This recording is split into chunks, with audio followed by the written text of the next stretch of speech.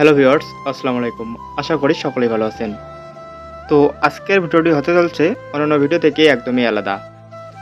তো আজকে আমরা আলোচনা করব আসলে ধান বীজ বপন পদ্ধতি সম্পর্কে। আসলে আপনারা কীভাবে ধান বীজ বপন করলে আসলে ধানের অধিক ফলন পাওয়া যাবে এবং কত বিঘা জমির জন্য আসলে আপনারা কত কেজি ধান বীজ বপন করবেন এবং কীভাবে জমিতে বীজ বপন করলে আসলে সুস্থ সবল এবং মোটা হবে, তো সেটা সম্পর্কে আজকে আমরা বিস্তারিতভাবে আলোচনা করব।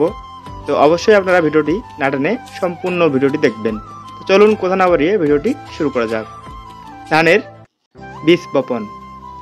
তো আমরা সাধারণত আমন ধান আষাঢ় মাসে বীজতলা তৈরি করে থাকি।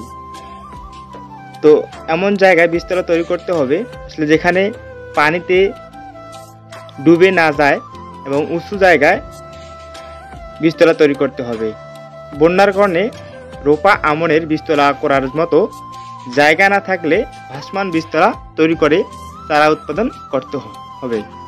তো আপনারা দেখতে পাচ্ছেন আসলে এমন জায়গায় একটি বীজতলা তৈরি করতে হবে যেখানে বন্যার পানিতে যেন ডুবে না যায়, যেন উঁচু জমিতে আপনারা বীজতলা তৈরি করবেন, তাহলে আপনাদের বীজতলা ডুবে যাবে না, ফলে আপনাদের চারা নষ্ট হবে না।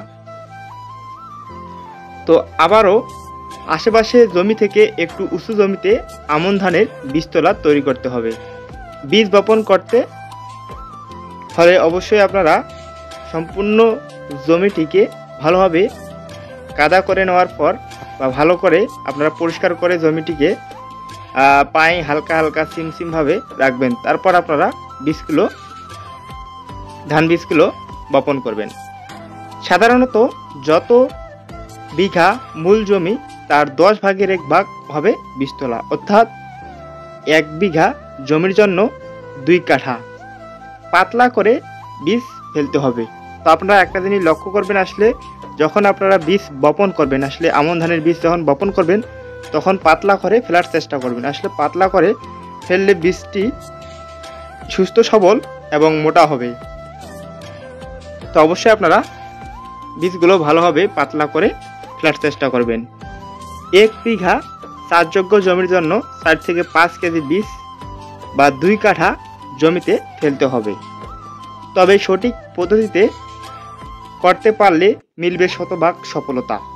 এছাড়া নানা রোগবালাই দমন করতে হবে। এর মধ্যে আষাঢ়ে আমন ধানের বীজতলা ভালো যত্ন নিতে হবে। তো অবশ্যই আপনারা আষাঢ় মাসে যে বীজতলাটি তৈরি করবেন, আসলে যেখানে আপনারা বীজটি বপন করবেন, আসলে সেটার যত্ন নিতে হবে, নাহলে আপনাদের বীজগুলো এবং চারাগুলো আস্তে আস্তে নষ্ট হয়ে যাবে। তো অবশ্যই আপনারা সেই বীজতলার দিকে খেয়াল রাখবেন।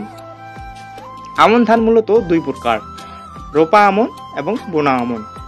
রোপা আমন অন্য জমিতে চারা প্রস্তুত করে সেই চারা খেতে রোপণ করে ধান উৎপন্ন হয় বলে এরূপ এর নাম।